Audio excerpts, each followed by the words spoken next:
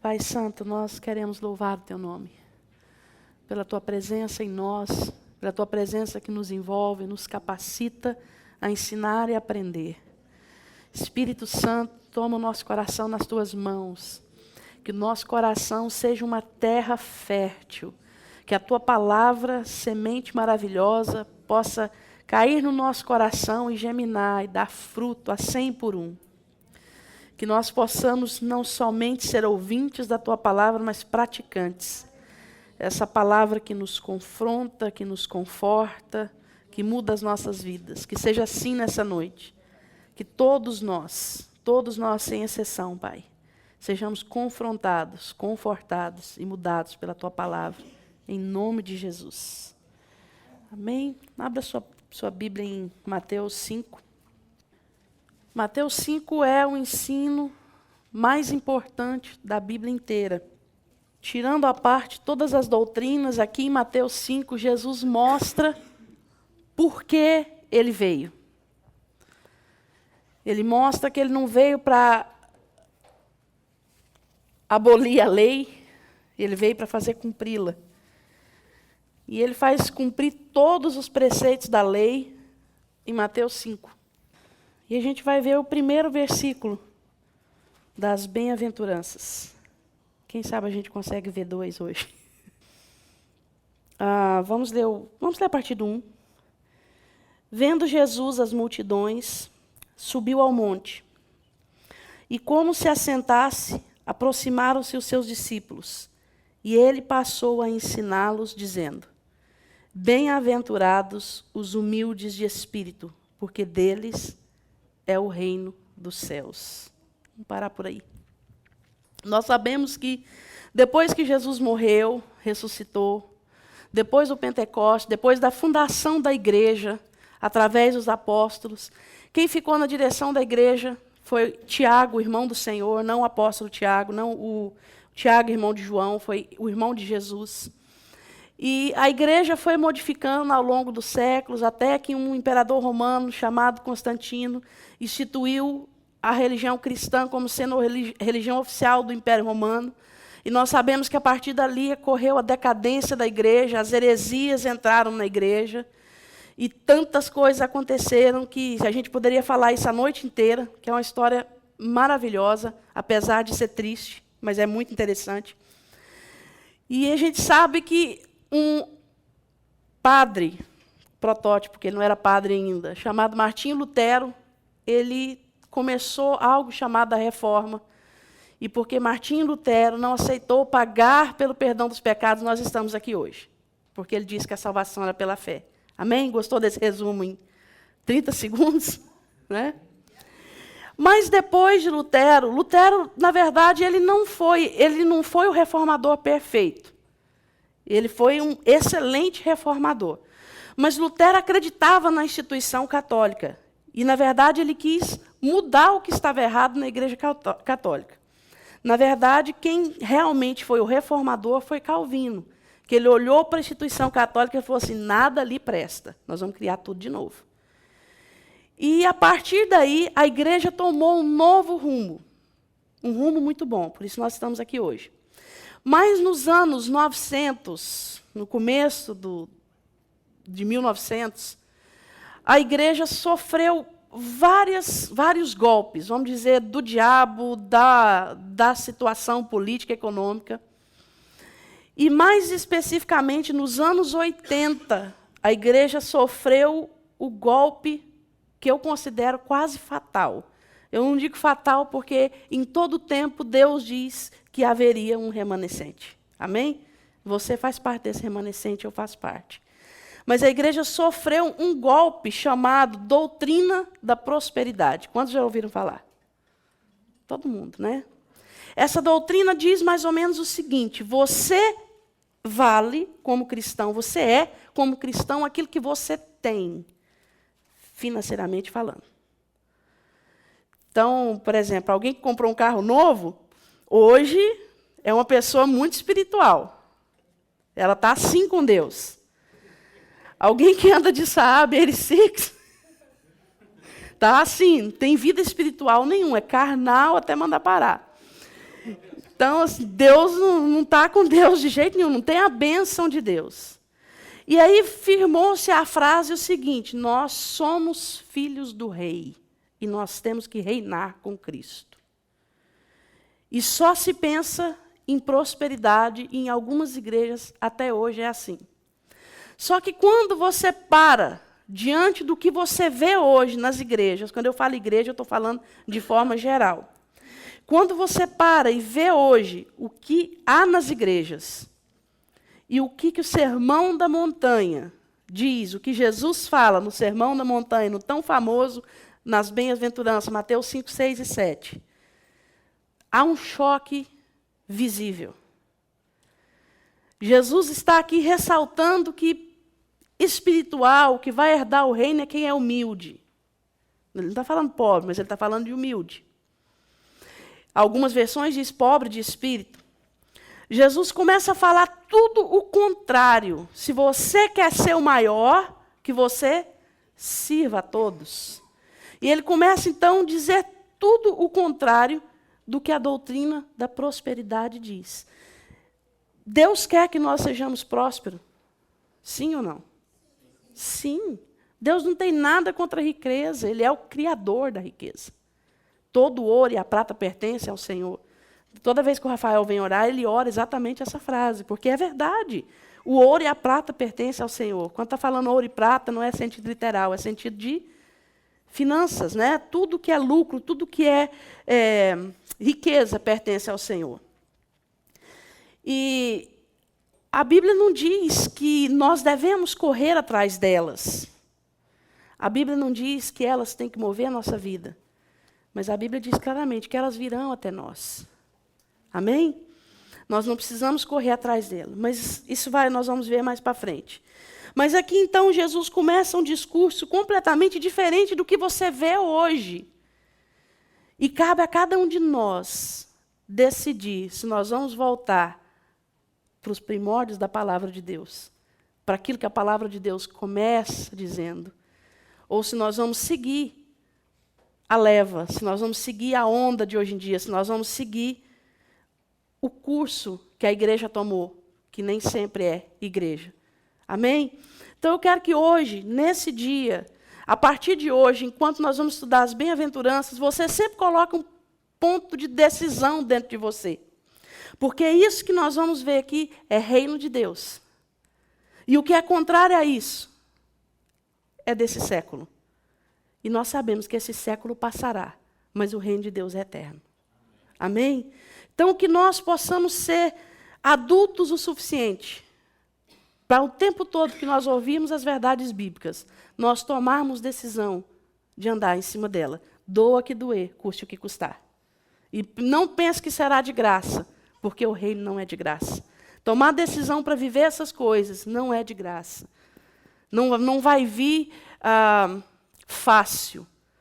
Talvez você vai ter revés dentro da família, talvez pai, mãe, esposa, filhos, cunhado, sogra, sogro. Talvez pessoas te chamem de irresponsável, talvez pessoas fiquem contra você, porque você decidiu andar nos princípios da palavra de Deus. Mas saiba de uma coisa, o Senhor está do seu lado. O Senhor está a seu favor. Amém? Eu estava conversando com a pastora hoje, enquanto a gente via para cá, e ela falou uma frase assim para mim, porque Deus deu o livre-arbítrio. E eu parei e eu falei assim, uau, tem um ponto em que Deus dá o livre-arbítrio, e tem um ponto que Deus tira. Você é crucificada? A partir do momento que você entrega a sua vida para Jesus, como Senhor, você tem livre-arbítrio? Não. O nosso livre-arbítrio dura até a salvação. Eu nunca tinha analisado isso. Você já tinha parado para pensar nisso? Eu nunca tinha pensado nisso.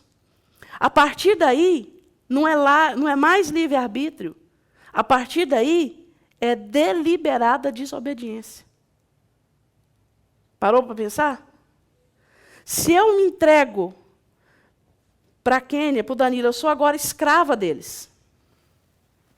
Eu decidi me entregar, não decidi, eu não fui forçada. Eu fui lá e me entreguei. Vamos mudar de pessoa aqui. Catarina, cadê? Catarina e Marcele. Catarina, Marcela e Eda. Eu me entrego para as 3 como escravas. As 3 são vascaínas. Eu entrego para as 3 como escravas. Até me entregar, a decisão foi minha. Elas não me forçaram a me entregar. Mas depois que eu me entreguei, elas são senhoras, eu sou apenas serva. Amém? Então, o nosso livre-arbítrio, a partir do momento que nós aceitamos Jesus, a nossa decisão de seguir ou não os comandos do Senhor é desobediência ou obediência, não tem outro nome. Então, toda vez que um crente fala assim, eu tenho livre-arbítrio, naquilo que a palavra diz para fazer, não. Tem não, o crente não.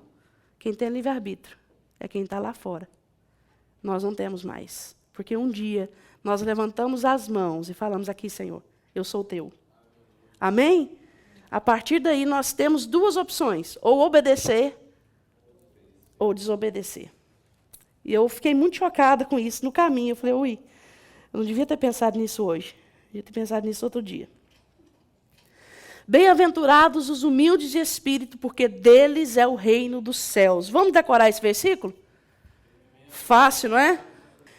Ok, vamos mais uma vez, para ficar bem gravado, vamos falar a referência no final? Bem-aventurados os humildes de espírito, porque deles é o reino dos céus. Mateus 5:3. Muito fácil, né? Muito fácil. E o da aula passada, qual foi? Da aula passada não teve nenhum, mas da retrasada. Mateus 6:33? Não, Mateus 11:12.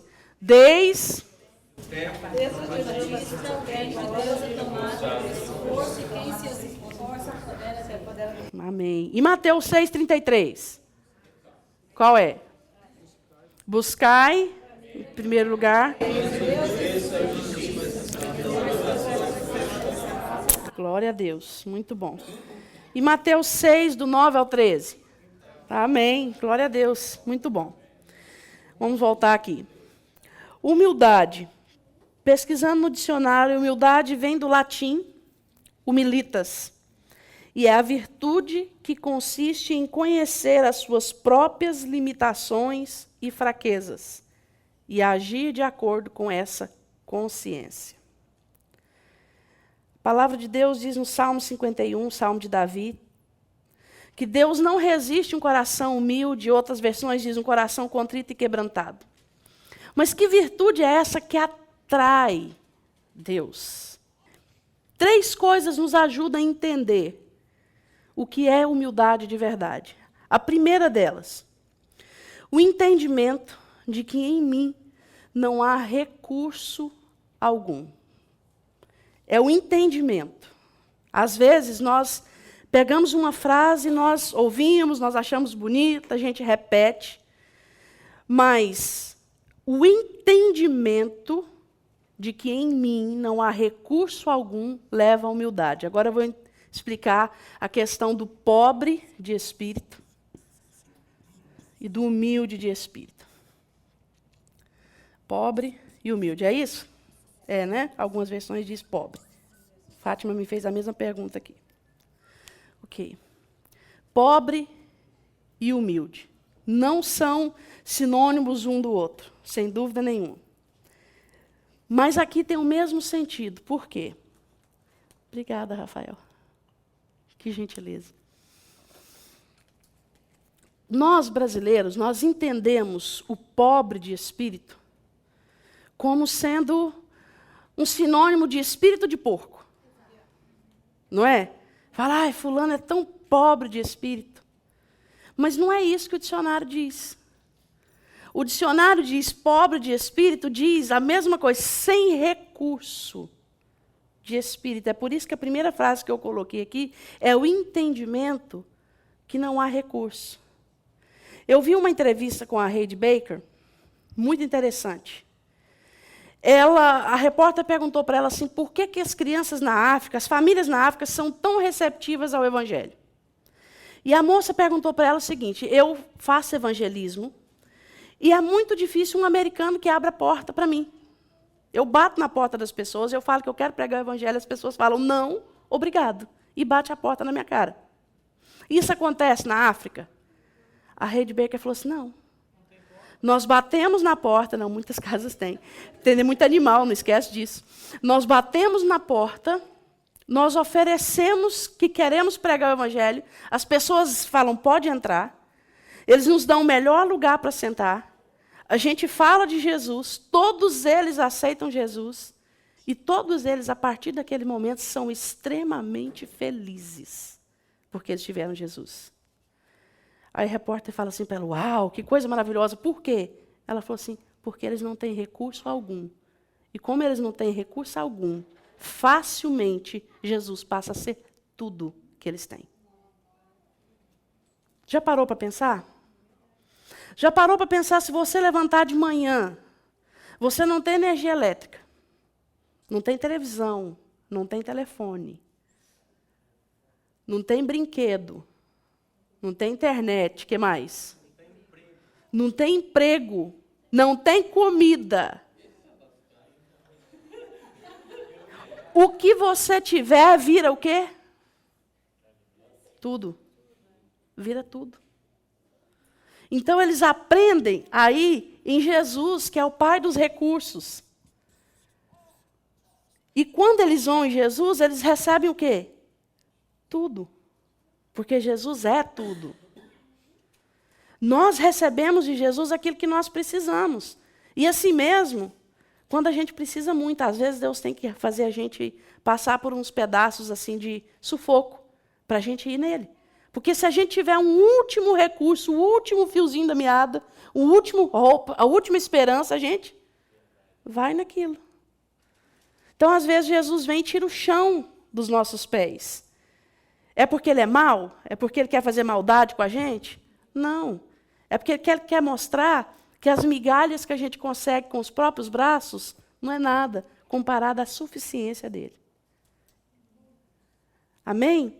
Então, quando a Bíblia fala pobre de espírito, que é bem-aventurado, é aqueles que não extraem de si mesmo, porque o homem, o centro do homem é o espírito. É do nosso espírito que a gente suga força, é do nosso espírito que a gente tem ânimo, é do nosso espírito que se alegra, então a gente pode se alegrar. É do nosso espírito que nós extraímos todas as coisas. E quando nós vamos extrair do nosso espírito e nós entendemos que lá não tem nada, nós somos o quê? Pobre de espírito. Nós não temos nada. Então a gente se volta para Jesus e entende que todo recurso vem dele. E isso é tão prático porque é diário, isso é para todas as coisas na nossa vida. Se nós aprendêssemos a depender de Deus para todas as coisas na nossa vida, a gente era constantemente humilde. Porque a consciência de que em nós não há recurso nenhum gera humildade. Abre comigo em 1 Coríntios 4, 7. Vamos ler esse texto. Primeiro nós vamos falar um pouquinho do que é humildade, para depois a gente fazer um teste para ver se a gente é humilde. 4, 7. 1 Coríntios 4, 7. Paulo, o título aqui na minha Bíblia diz assim, uma reprovação severa. Vamos ler o 6 também. Estas coisas, irmãos, apliquei-as figuradamente a mim mesmo e a Apolo por vossa causa, para que por nosso exemplo aprendais isso. Não ultrapasseis o que está escrito, a fim de que ninguém se ensoberbeça a favor de um em detrimento do outro. Pois quem é que te fez sobressair? E que tens tu que não tenhas recebido? E se o recebeste, por que te vanglorias como se não tiveras recebido? Paulo está dizendo aqui, em outras palavras, umas belas palavras do apóstolo Paulo, tudo que você tem, vamos falar não estou falando de coisa material, amém? Estou falando de dons, de coisas que você é, que você sabe fazer, que está em você. O que você tem? Pensa agora em algo que você faz melhor que os outros. E se você pensou assim, eu não faço nada melhor que os outros, se você quer me dizer isso, eu não acredito em você. Porque todos nós, por pior que seja a nossa autoimagem, a gente tem uma coisinha que a gente se gloria. Fala assim, nisso eu sou bom. Nisso eu faço bem. Eu tenho um primo que ele falava assim, ninguém mente como eu. Você acredita? Se gloriava nisso. Meu primo falava isso. Aqueles que cozinham o ovo, ninguém ganha dela. Fica no ponto certinho, não fica azul por dentro, nem mole. Aí, isso precisa de maestria para fazer isso. E o que o apóstolo Paulo está falando assim, se você tem algo especial, não se sinta tão especial, porque você não tem nada que não te tenha sido dado. É como se eu agora, de repente, pegasse $10.000 e desse para o Halisson. E falasse para ele assim, Halisson, o dinheiro é meu, mas vai ficar com você. Aí o Halisson saía, ó, tenho dinheiro. Ele tem dinheiro? Na verdade, ele tem, porque está no bolso dele. Mas é dele? É aquele cara que vai arrotar com o dinheiro do pai.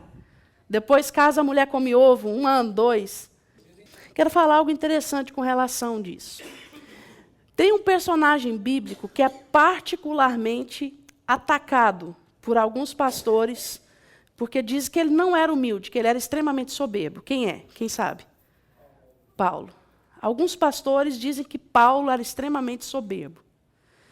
Paulo, para mim, tirando Jesus, quando eu falo isso, eu sempre estou tirando Jesus. Paulo é o maior exemplo de humildade real que tem na Bíblia.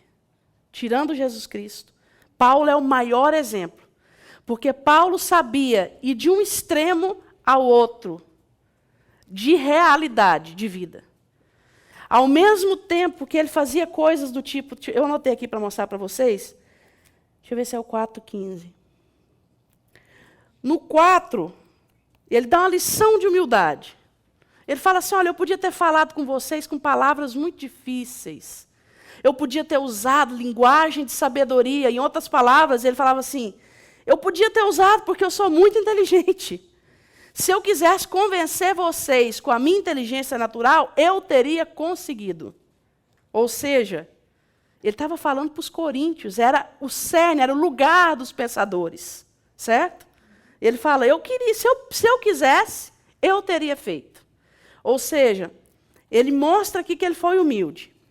Agora, mais para frente, no 15, ele diz assim, porque ainda que tivesseis milhares de preceptores em Cristo, preceptores é professores, não teríeis, contudo, muitos pais, pois eu, pelo Evangelho, vos gerei em Cristo. Então, ele é um homem que vai de um extremo no outro, ao mesmo tempo que ele diz assim, gente, eu escolhi nada saber, eu decidi saber Jesus e esse crucificado.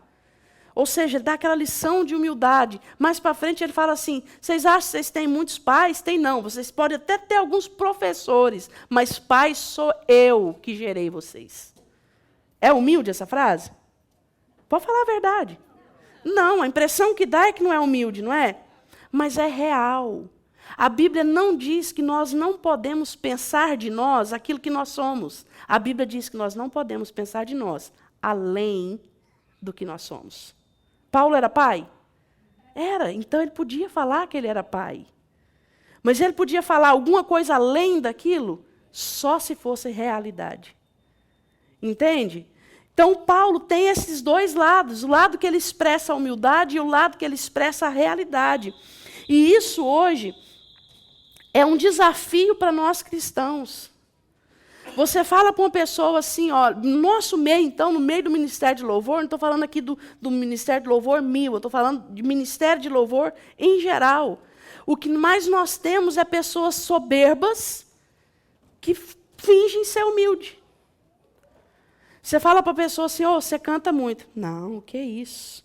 Por dentro ela está falando assim, eu sei que eu canto muito. E quem é você para dizer que eu canto muito, você não entende música? Sério? Estou falando sério. Se vocês verem o que músicos confessam que eles já pensaram de pessoas, vocês ficam, não acredito. Sério mesmo. Então, hoje nós vivemos isso, dentro da igreja, esse constante desafio entre ser humilde e ser realista. Mas nós vamos entender que Deus testa a nossa humildade. Daqui a pouco nós vamos ver isso. A segunda coisa, deixa eu ler mais um. Não vou ler não, você só anota. Filemon, versículo 18 e 19, Paulo fala assim para Filemon, que ele queria o escravo, quem lembra o nome do escravo que tinha fugido? Onésimo, né? O nome excelente para criança, ó, quem for ter filho ainda. Onésimo. Filemão também é bom, né? Ele fala assim para Filemão, eu quero que você receba esse escravo de volta como um irmão em Cristo. E se ele deve alguma coisa para você, põe na minha conta. Se bem que você me deve a sua própria vida. Forte, né? Foi humilde essa atitude de Paulo? Na sua visão? Foi ou não? Pode responder. Parece que não? Você está vendo como a nossa visão de humildade, é esse ponto que eu quero tocar. Você está vendo como a nossa visão de humildade é deturpada? A nossa visão brasileira de humildade é aquela pessoa que anda de chinela havaiana, eu tenho um, hein? Anda de chinela havaiana, com a barra da calça por fazer, né? Aqueles rasgadinhos, aquela irmãzinha de coque que olha para você e fala assim, sim, querida. Mas essa é a nossa visão de humildade. É aquela pessoa que está varrendo rua, você fala, nossa, é humilde, né? Por quê? Porque nós usamos essa palavra aqui, ó, pobre. Humildade não tem nada a ver com pobreza, aliás, o bicho orgulhoso é pobre. É sério. Tem nada a ver com pobreza. Já viu aquele negócio assim, eu sou pobre, mas eu não aceito esmola de ninguém. Morro com fome, deixo meus filhos todos morrer, mas ninguém vai me dar nada. A humildade incrível, né, na pobreza. Então, nós brasileiros, nós temos aquela ideia deturpada de humildade. Mas, no entanto, Paulo era um homem humilde, porque Paulo reconhecia que nele não tinha recurso nenhum, apesar de, naturalmente falando, ele tinha todos os recursos dentro de si. Entende o que eu estou falando? Ninguém falava como Paulo, ninguém escrevia como Paulo, ninguém pensava como Paulo, ninguém tinha um poder de convencimento como Paulo. Mas ele colocava isso tudo de lado. E ele usava o recurso de quem? De Deus. Ele fala assim, o reino de Deus não é palavra, nem... Nossa, essa parte aqui, eu acho incrível isso. Eu vou ler isso aqui para vocês. Eu, irmãos, quando fui ter convosco, anunciando-vos o testemunho de Deus, não fiz com ostentação de linguagem ou de sabedoria, porque decidi nada saber entre vós, senão a Jesus Cristo e esse crucificado. E foi em fraqueza e temor e grande tremor que eu estive entre vós. A minha palavra e a minha pregação não consistiram em linguagem persuasiva de sabedoria, mas em demonstração do Espírito e de poder, para que a vossa fé não se apoiasse em sabedoria humana, e sim no poder de Deus. Paulo era esse homem que poderia chegar diante dos coríntios e bater boca com eles de maneira assim que nenhum outro podia, com os filósofos e pensadores da época. Mas ele chegou lá, ele colocou a sabedoria dele por lado e manifestou o quê? Poder de Deus. Não era soberbo. Então, hoje, nós precisamos entender o seguinte, o que é realidade é realidade. Mas nós não vivemos em cima dela, nós nos apoiamos em Cristo.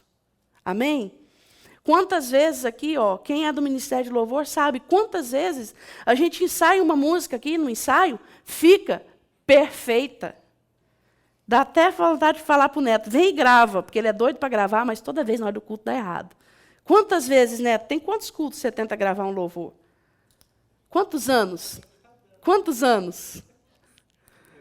Tem anos que ele tenta. Vocês percebem os erros? Tem. Todo louvor. Percebe? Tem erro, Luíde? Não, né? Lotado de erro.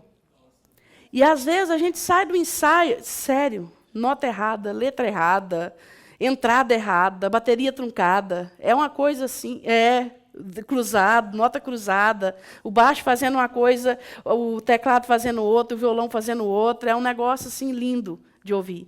Só Deus mesmo para aceitar como louvor e adoração. Mas, às vezes, nós treinamos uma música aqui e a gente vem para cá com a certeza absoluta que vai tudo dar certo. E a gente esquece que o recurso vem de quem? E eu acho que todo custo a gente anda esquecendo. Bem que os 3 últimos cultos deu para gravar, né, Neto? Acho que a gente está começando a entender o X da questão. A segunda coisa que nós precisamos entender, e é muito importante, é que só o Senhor é Deus. Se nós entendermos esses 2 princípios, de que em nós não há recurso nenhum, e de que só o Senhor é Deus, nós vamos conseguir andar em humildade. Por quê? Porque quando alguém te ofender, Catarina, você vai falar assim, bem, só o Senhor é Deus, eu posso ser ofendida. Quando alguém pisar no seu calo, você vai falar assim, bem, só o Senhor é Deus. Na verdade, a gente não fala com essa calma, né? A gente fala assim, bem, só o Senhor é Deus, então eu posso ser ofendida. Alguém pode pisar no meu calo. Nós precisamos entender que em nós não há recurso nenhum. E segundo, nós precisamos entender que só o Senhor é Deus. Se nós entendermos esses 2 pontos, nós vamos conseguir andar em humildade. Porque humildade é algo que você vai todos os dias alcançando um nível maior. Ninguém acorda de manhã e fala, hoje eu estou super humilde. Eu já tentei. Sério mesmo. Já levantei, já olhei no espelho e falei, eu sou humilde. Sou mansa, pobre de espírito, me orgulho da minha humildade, a minha menor qualidade é a humildade. Já fiz todas essas confissões. Nenhum adiantou. Não adianta. A hora da primeira hora que a Débora me irrita, eu solto os cachorros em cima dela e eu percebo que não tem humildade nenhuma. E que a humildade precisa ser alcançada dia após dia. Mas todos os dias, quando você levantar da cama, fala para você mesmo, em mim não há recurso nenhum. Então, até naquilo que você é muito bom, você vai buscar em quem? Em Jesus. Amém? Em mim não há recurso nenhum, eu não posso ajudar ninguém, eu não posso fazer nada por ninguém, nem por mim mesmo. Eu sou pobre e miserável, como diz o apóstolo Paulo. Mas o Senhor é Deus, e Ele está em mim, Ele é meu recurso. Então, tudo que eu vou precisar, eu vou extrair dEle. E se eu extrair dEle, eu vou ficar orgulhosa do quê? Lembra o exemplo que eu dei aqui? O Radisson está gastando o meu dinheiro, ele vai sentir orgulho do quê? É ou não é? Muito pelo contrário, aquilo traz a gente consciência de que só o Senhor é Deus e nós não temos nada. Amém? E eu quero falar de algumas situações que testam o nosso nível de humildade. A primeira delas, eu não vou dizer para você que seja a mais difícil, porque eu coloquei 4. E eu acho que as 4 são extremamente doloridas. Quem aqui conhece metiolate? Eu acho que as 4 equivale àquela velha piadinha, o cúmulo da dor. Escorregar no escorregador de Gillette, cair na piscina de metiolate. Eu acho que todas essas aqui equivalem a isso. Sabe, você ralar o corpo todinho e passar metiolate? Deve ser piada lá de Goiás, né? Não, você imaginou a dor? Eu acho que não, eu acho que é de Goiás. Mas em Goiás a gente não rala ninguém, a gente mata. Então, primeira coisa que testa a nossa humildade, aprender com quem sabe menos. Como dói. Que negócio complicado é aprender com quem sabe menos. Chamar o Dr. Shed aqui para pregar para nós. A gente ia sentar e ouvir ele por horas. O ex-pastor do Marcos, né? E da Adriana. A gente ouvia ele por horas. Pastor Luciano Subirá, a gente ouve eles por horas. Mas como que está o nosso coração na hora que a Kênia sobe aqui na sexta-feira para pregar? Como é que está o nosso coração na hora que a Josi sobe aqui na quinta-feira para pregar? Na sexta-feira? Na hora que a Cíntia, por que eu estou usando elas? Porque é gente como a gente, que está do nosso lado todos os dias. Gente que a gente conhece o defeito e conhece as qualidades. Dos outros, a gente conhece só as qualidades. Fica tudo tão fácil? Não fica? E aquela pessoa que passou por você ali na entrada da igreja e nem te cumprimentou. Depois você tem que ouvir ela pregar no púlpito. Geralmente sou eu. Eu não cumprimento todo mundo. Eu não lembro. Sério, às vezes eu entro no salão, eu estou entrando assim, pensando, meu Deus, não vai dar tempo de fazer o arroz. Aí eu vejo todo mundo e falo, oi, gente! Tem sempre uma carinha olhando para mim assim. E quando o pessoal chega ali na porta da cozinha e começa a conversar comigo, e eu estou debaixo daquele exaustor, eu já sou um pouco surda. Debaixo daquele exaustor, eu fico zero. E a pessoa está falando e fala assim, nossa, essa é soberba, não dá nem ouvido para a gente. É porque os dois ouvidos estão ocupados, ouvindo aquele som. Mas aprender com quem sabe menos é uma coisa muito dolorida. Deixa eu falar uma coisa para vocês. Os fariseus eram especialistas na palavra. Eles sabiam o Velho Testamento, de Gênesis a Malaquias, é isso o último livro? Eu sempre confundo. Eles sabiam de cor e salteado, não tinha ninguém que sabia mais Bíblia do que os fariseus. Eles cumpriam a risca, eles davam dízimo dos temperos que eles compravam para a comida, do cilantro, do endro, do cominho, eles davam dízimo. Jesus vai e escolhe 12 apóstolos iletrados. Pedro, pescador, aquele cara que não tinha tato para falar com ninguém, aquele cara que entrava na conversa. Sabe aquele negócio assim, você está conversando com o Dr. Brack, aquele assunto assim íntimo, você vai falar para ele o que está acontecendo com você, ver se ele pode te ajudar, a pessoa chega, e aí, Danilo? E aí, você viu o jogo do Flamengo? Perdeu de novo. Começa a conversar e dá aquela coisa toda. Esse era o Pedro. E aí Jesus escolhe esses homens para ensinar para os fariseus. O texto que o bispo Neto pregou aqui domingo, quem lembra? Da cura do cego. Em determinado momento, os fariseus ficam revoltados com o cego e falam, quem é você? Para ensinar para nós alguma coisa, para falar conosco. Não é isso que acontece? Porque aprender com quem a gente acha que sabe menos dói. Mas é nessa hora que Deus testa a nossa humildade. Nessa hora Deus está falando assim, deixa eu ver bem de perto. Você sabe por quê, queridos? Porque a humildade é algo do coração. E tem a ver com disposição. Tem a ver com inclinação. A palavra de Deus diz em Pedro, em 1 Pedro, se eu não me engano, que Deus resiste aos soberbos, mas Ele dá graça aos humildes. Ou seja, você sabe o que é graça? Graça é o óleo que passa na engrenagem e faz tudo ficar mais fácil. Gostei. Graça. A engrenagem espiritual é graça. Já empurrou carrinho de mão com areia na subida? Com aquela rodinha com... Eu tenho uma bicicleta lá em casa, eu não andei nela ainda porque ela não está engraxada. Se alguém quiser passar graxa nela para mim, eu vou andar. Mas sério, é muito difícil você mover roda que não está engraxada. Você quer que a sua vida cristã seja assim, ó. Nice and easy. Seja humilde, porque Deus dá graça aos humildes. A Bíblia diz que Ele concede, Ele dá, Ele dispensa graça aos humildes. Amém? Então vamos aprender com quem a gente pensa que sabe menos. Todos estão comigo?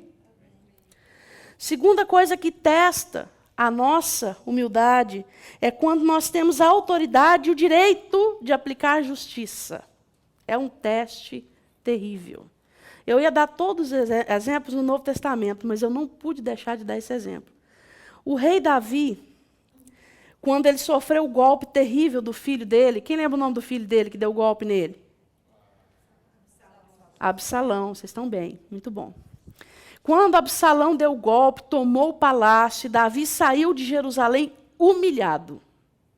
Saiu corrido, fugido para não ser morto. Então, sabe aquela frase que a gente tem mania de falar assim, agora não falta mais nada para acontecer? Sabe? Você fura o pneu do carro na highway, aí você fala assim, tem mais nada para acontecer.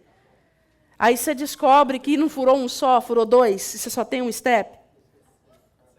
Aí você fala, não tem mais nada para acontecer. Aí vem um cara e bate em você atrás. Aí você fala, não tem mais nada para acontecer. Aí a polícia chega e fala, uau, carteira, por favor. Aí você fala, Senhor, tudo bem, I give up. Amém? Ele fala, Senhor, eu me entrego.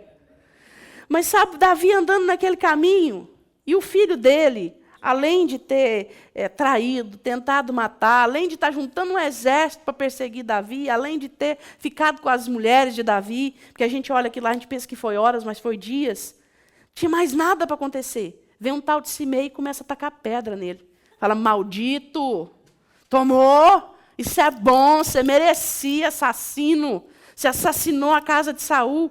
Davi assassinou a casa de Saul?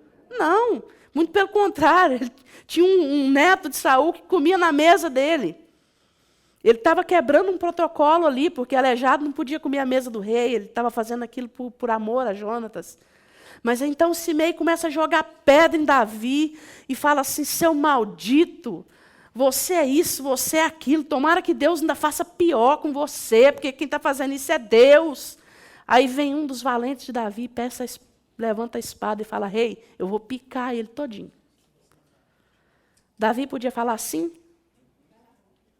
Podia. Era justo? Era. Era dentro da lei? Sim.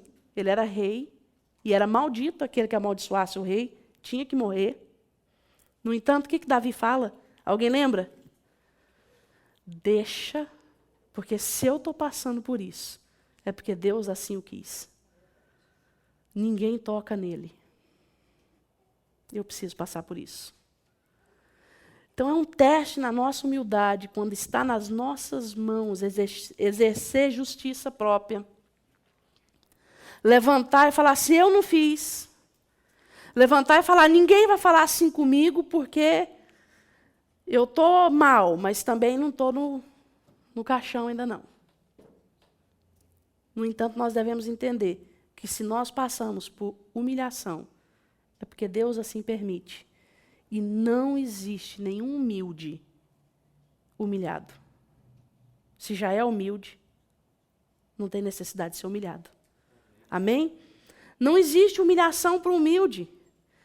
Tem uma mulher que chega para Jesus, para mim é um dos textos mais lindos da Bíblia, eu não consigo ler esse texto sem chorar, eu vou só citar. Tem uma mulher que chega para Jesus e fala assim, Senhor, minha filha está terrivelmente endemoniada.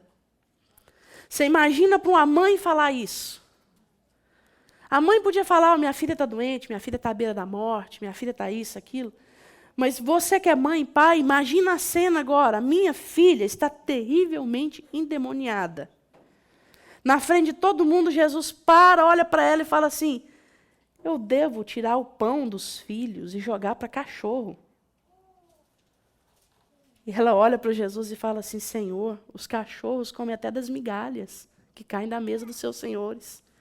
Ou seja, se cair migalha, eu vou comer.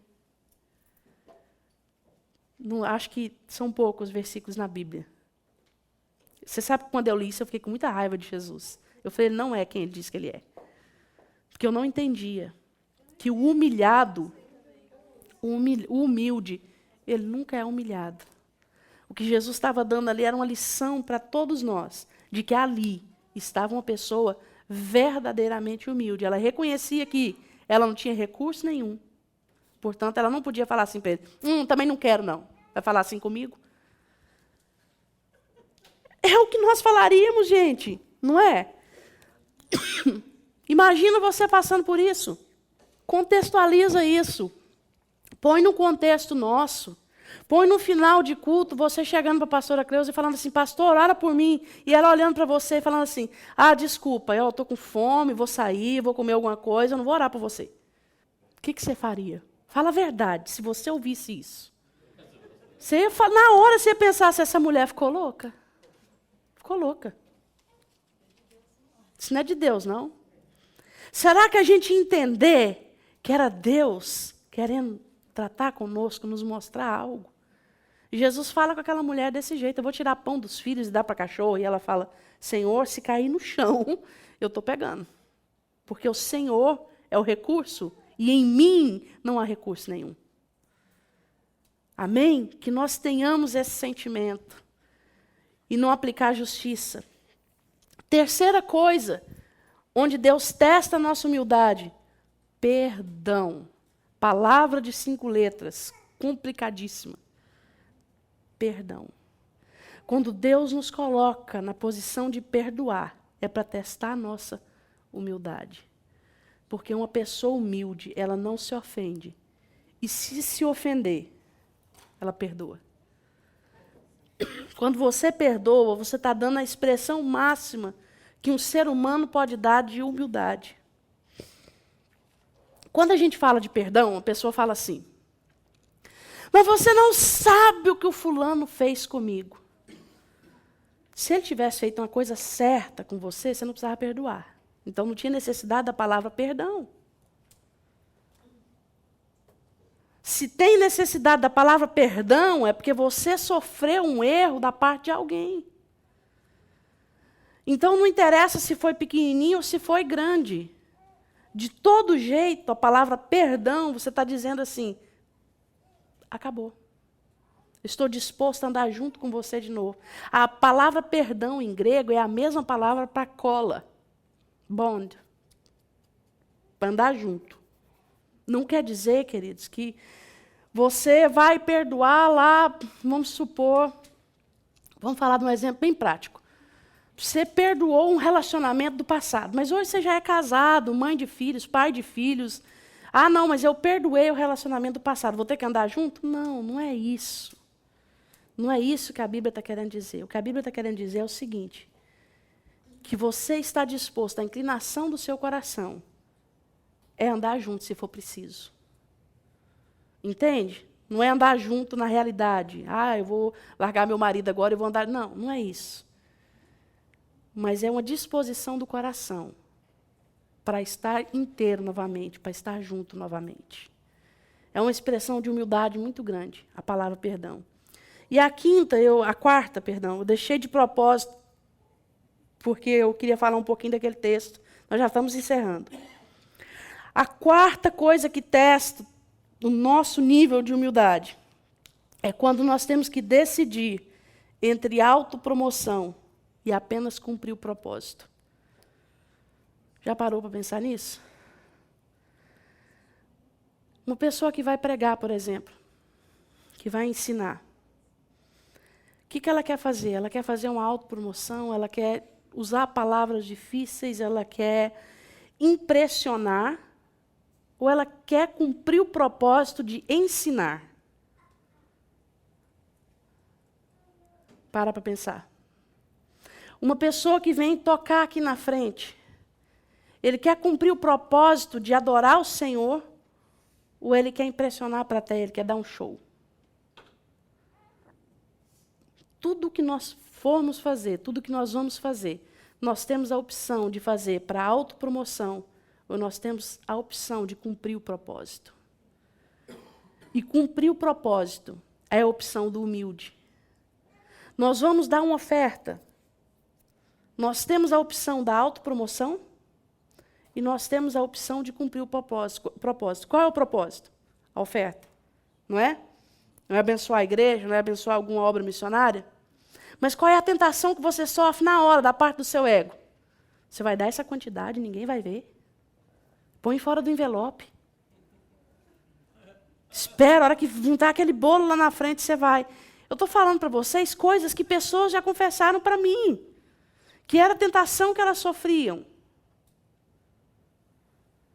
Você vai tocar uma música, você vai cantar uma música, você vai cantar no seu full potencial para agradar o Senhor. A intenção do seu coração é dar o seu melhor, é se rasgar, é estourar a sua voz, é fazer tudo o que você puder para Ele ou para chamar a atenção da plateia. Quando você vai se arrumar em casa para vir para o culto, olha que coisa simples que nós temos que decidir entre ser humilde ou autopromoção ou cumprir o propósito. Quando você vai se arrumar para vir para o culto, por que você se arruma para vir para o culto? Para não vir parecendo a Maria Mijona, um João Ninguém, para o culto, amém? É esse o propósito, não é? Mas quando você põe aquilo algo a mais, é para autopromoção? É para cumprir o propósito ou é para autopromoção? Entende? A palavra de Deus diz que tudo que sair da nossa boca tem que ser para edificação, e tudo que nós fizermos, os nossos atos, tem que ser pensando no próximo e não na gente. Qual é o nosso pensamento com relação ao próximo quando você escolhe a roupa para vir para o culto? Quando você escolhe o carro que você vai dirigir? Quando você escolhe o trabalho que você vai fazer? Quando você escolhe a maneira com qual você vai fazer, como você vai fazer? Você está pensando na autopromoção? Ou você está pensando em cumprir o propósito? Eu separei 2 versículos aqui. Um deles eu li. Eu li 1 Coríntios 2, de 1 a 5. Onde Paulo fala, quando eu vim pregar para vocês, eu quero que vocês pensem bastante nesses 2 exemplos. Paulo fala assim, para os coríntios, eu já li aqui. Quando eu vim, eu não vim com linguagem persuasiva. Eu vim em fraqueza, eu vim em debilidade. Nós estamos falando dos coríntios, era um povo que era filosofia para eles, era tudo. Então, se Paulo quisesse chegar lá e arrasar, arrebentar a boca do balão, lembrei da Débora agora, ele tinha feito. Né? Se ele quisesse fazer isso, ele tinha conseguido. Tinha ou não tinha, gente? Vocês concordam comigo que Paulo tinha arrebentado? Ele teria arrebentado. Mas, no entanto, para os filósofos, para o pessoal que o pensamento era importante, ele foi e manifestou o quê? Poder. Poder de Deus é loucura para esse povo. É ou não é? No entanto, quando lá em Atos 24, quando Paulo vai conversar com Félix, Tertúlio está acusando Paulo, outro nome bom aí para os filhos, ó. Tertúlio está acusando Paulo, mas Paulo vai na frente de Félix, de Drusila, de Festo, é uns nominhos, né? No entanto, quando Paulo vai na frente deles, Paulo podia ter demonstrado o quê? Poder, não podia? Ele podia ter falado assim, qual que é o seu problema? Ah, eu estou com uma dor em tal lugar, vem aqui que eu vou orar e você vai ser curado, Félix, governador, faz favor. Ele podia, Paulo tinha manifestação do poder de Deus. A Bíblia diz que o lenço de Paulo curava, de Pedro. A sombra de Pedro, o lenço de Paulo. Paulo orava, as pessoas eram curadas. Paulo olha para uma endemoniada que é possessa há anos e fala, sai dela. Na hora, a mulher... O menino que estava pregando, o menino caiu, dormiu na janela. Eutico, aí, tá vendo, Kenny? Eutico. Um nome bonito também. Então, Paulo tinha demonstração de poder, mas quando chegou lá, que ele podia arrasar, ele podia fazer uma autopromoção ali, isso é solto, gente. Quem aprendeu um cara desse? Fala para mim. Ele orou e o povo levantou, defunto levantou. Ele chega e ele usa o quê? Argumento, palavras. Ele bate boca com eles, ninguém queria ouvir mais. Disse que o governador estava até assim. Ai, esse cara fala demais. No entanto, Paulo usou o quê? Palavras. Por quê? Porque o propósito tinha que ser cumprido e não a autopromoção. Nós precisamos entender que é um teste de humildade que Deus nos coloca todos os dias. Cumprir o propósito ou se autopromover. Cumprir o propósito ou se autopromover. O Deigma Marx, quando ele veio tocar aqui com a gente, ele falou algo assim, muito legal que vocês aprenderam todos os solos do meio das músicas, muito massa, amei, fiquei muito feliz, me senti muito honrado, mas nós não vamos usar, porque eu não quero show, eu quero adoração. O Maurício ficou assim, Por que ele fez isso? Quer dizer que um músico, então, quando ele faz solo, ele não está adorando? Não, ele está adorando. Mas por que ele fez isso? Porque ele não conhecia o coração dos músicos. Ele não andava com nenhum de nós. Ele não andava com nenhum dos meninos que ia tocar com ele. Então, ele não sabia se aquele menino, na hora, ia fazer aquele solo de guitarra, de teclado, de baixo, para aparecer e tirar o deigma do propósito. Como ele não sabia, o que ele fez? Tesourou. Ele falou, nós vamos cantar screw. 3 notinhas. No último dia, que ele ministrou aqui no domingo, já foi muito mais livre. Por quê? Porque ele sentiu o coração dos músicos e ele deixou o pessoal mais à vontade. Nos outros dias, até nota ele trocou, né, Rodrigo? Até tom de música ele trocou. Para obrigar mesmo, na hora. Para obrigar o pessoal mesmo a não enfeitar. Por quê? Porque ele tinha um propósito a cumprir. E o propósito não era a autopromoção. Então, em tudo que nós formos fazer, tudo, gente, quando eu falo tudo, é tudo, nós temos que separar entre cumprir o propósito e autopromoção. Porque a humildade está em cumprir o propósito. Eu fui chamado para pregar, eu vou pregar. Deus mandou dar essa mensagem, eu vou entregar essa mensagem da maneira mais simples, da maneira mais clara possível. Porque o propósito é o quê? A mensagem ser passada. Amém? Eu vou fazer qualquer coisa, tanto para alguém quanto para o Senhor. Qual é o propósito? Então eu vou fazer isso da maneira mais simples possível. Porque quem me pediu, quem me mandou, quem comandou, é simples. Amém? Tem alguma pergunta nesse quesito de humildade? Só recapitulando. Aprender com quem sabe menos. E muitas vezes, querido, esse sabe menos, a gente pensa que a pessoa sabe menos. Talvez a pessoa está usando conosco a mesma arma que Paulo usou. Está só falando numa linguagem que a gente poderia entender. Porque se ele for falar a linguagem que ele sabe mesmo, talvez é muito superior a nós. A gente precisa dispor o nosso coração. A segunda coisa é, mesmo quando a gente tiver o direito de aplicar a justiça, quem é humilde deixa passar. Não se esqueçam uma coisa, eu vou mexer com você agora, porque um dia fizeram isso comigo, então eu vou fazer com você agora. Uma profeta falou, lá na igreja do pastor Ben, que Deus disse para ela que nunca trouxe um imigrante humilde para a América. Interessante, né? Eu pensei isso na hora, Kenny, eu sou exceção. Deus falou para ela que nunca trouxe um imigrante humilde para a América. Só trouxe gente que precisava ser humilhado para se tornar humilde. Você já foi humilhado? Você já foi humilhado? Se você já foi humilhado, é porque você não era humilde. Agora, se você nunca foi humilhado, você está num caminho bom. Porque quem é humilde não precisa ser humilhado. Eu já citei para vocês várias vezes do Lucas. O Lucas me constrangia. O Lucas, a pastora, uma vez falou para mim assim, você vai lá, o Lucas te ouve, você vai dar uma bronca no Lucas.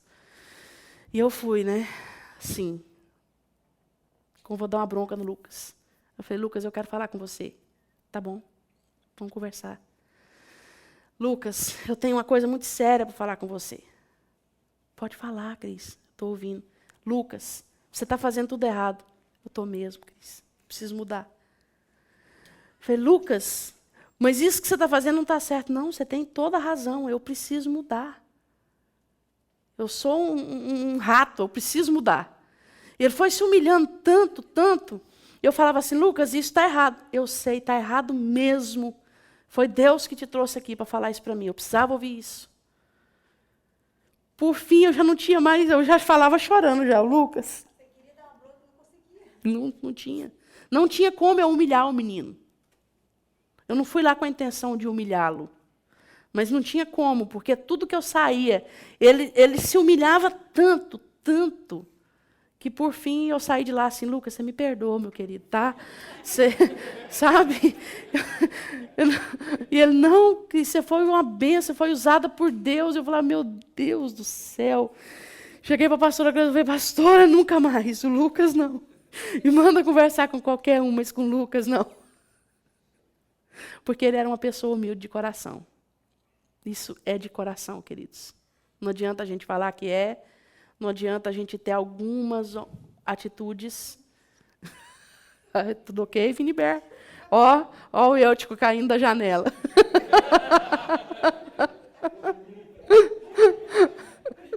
Vamos ficar de pé.